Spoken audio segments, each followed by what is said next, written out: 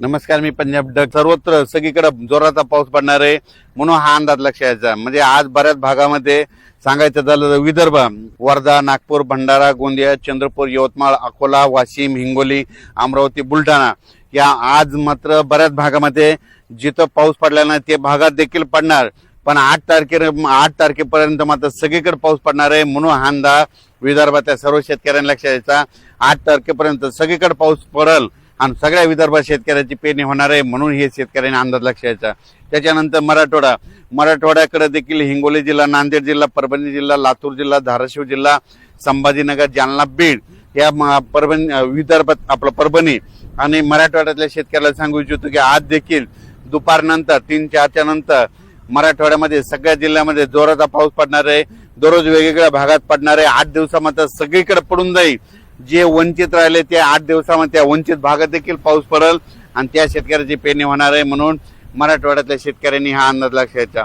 त्याच्यानंतर पश्चिम महाराष्ट्रातल्या शेतकऱ्याला सांगू इच्छितो की 8 दिवसामध्ये तुमच्या इकडे देखील जे भाग सुटलेला त्या सुटलेल्या भागात देखील पाऊस पडणार आहे म्हणून हे अंदाज लक्षात घ्यायचा. त्याच्यानंतर उत्तर महाराष्ट्राकडे नंदुरबार जिल्हा झालं, धुळे जिल्हा झालं, जळगाव जिल्हा झालं, नाशिक, पुणे ह्या पट्ट्यातल्या सर्व शेतकऱ्याला सांगू इच्छितो तुमच्याकडे देखील म्हणजे ह्या आजच दुपारनंतर बऱ्याच ठिकाणी पाऊस जोराचा सुरुवात होणार आहे.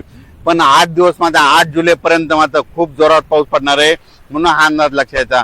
पण राज्यात मात्र ह्या 8 दिवसामध्ये काही ठिकाणी मुसळधार, कुठं अतिमुसळधार, काही ठिकाणी अतिवृष्टी होणार आहे म्हणून हा अंदाज लक्षात यायचा.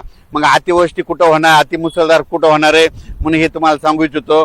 सर्वप्रथम मुंबईकरांनी हा अंदाज लक्षात द्यायचा आणि सतर्क करायचं. मुंबईकडं म्हणजे 8 जुलैपर्यंत जोराचा पाऊस पडणार आहे म्हणून मुंबईच्या जनतेने सतर्क राहावे. पुण्याकडे देखील खूप पाऊस पडणार आहे. अहिल्यानगर जिल्ह्यात देखील ह्या म्हणजे 8 दिवसामध्ये अतिवृष्टी होईल. काही ठिकाणी मुसळधार पाऊस पडणार आहे.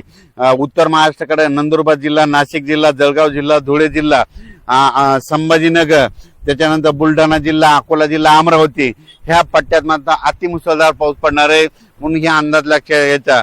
आणि तुम्हाला सांगू इच्छितो शेतकऱ्यासाठी एक आनंदाची बातमी म्हणजे हे जे जिल्हे आहेत जवळपास 14 जिल्हे, नाशिक जिल्हा, मुंबई, त्याच्यानंतर मुंबईचे सगळे जिल्हे, त्याच्यानंतर अहिल्यानगर, नंदुरबार, धुळे, जळगाव, संभाजीनगर, बुलढाणा, अकोला, अमरावती ह्या पट्ट्यात मात्र अतिमुसळधार पाऊस पडणार आहे. त्या भागामध्ये जे छोटे छोटे तळे आहेत त्या छोट्या छोट्या तळ्यामध्ये पाणी येणार आहे म्हणून त्यांच्यासाठी ही सर्वप्रथम आनंदाची बातमी.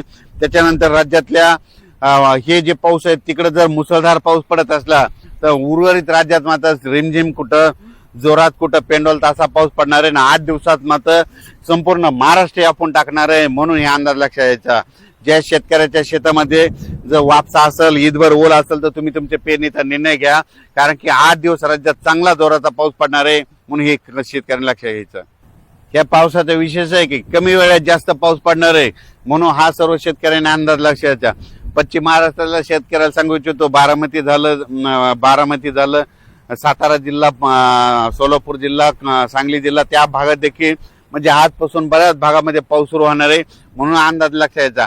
सांगायचं झालं तर हे सगळीकडेच पाऊस काय होणार आहे म्हणजे जे आता हे जे पाऊस येणार आहे सगळीकडं कमी वेळेमध्ये जास्त पाऊस पडणार आहे म्हणून हा अंदाज सर्व शेतकऱ्यांना लक्षात यायचा. आजच बघा म्हणजे खूप ठिकाणी पावसाला सुरुवात होईल आणि जे भाग निरंक राहिला तिथं देखील पाऊस पडणार आहे म्हणून त्या शेतकऱ्यांनी घाबरून जाऊ नका कारण की 8 दिवस तुमच्याकडे सगळीकडेच पाऊस पडणार आहे. सर्व शेतकऱ्याची पेरणी होणार आहे. मी म्हणलो होतो ना 10 जुलै ते 15 जुलैमध्ये जे वंचित राहिलेले सर्व शेतकऱ्याच्या पेरण्या होतील कारण की 8 तारखेपर्यंत सगळीकडे पाऊस पडणार आहे तोपर्यंत वापसा होतच नाही. मग सगळ्या शेतकऱ्याच्या पेरण्या 10 ते 15 मध्ये होऊन जातील म्हणून हे सर्व शेतकऱ्यांनी लक्षात यायचं.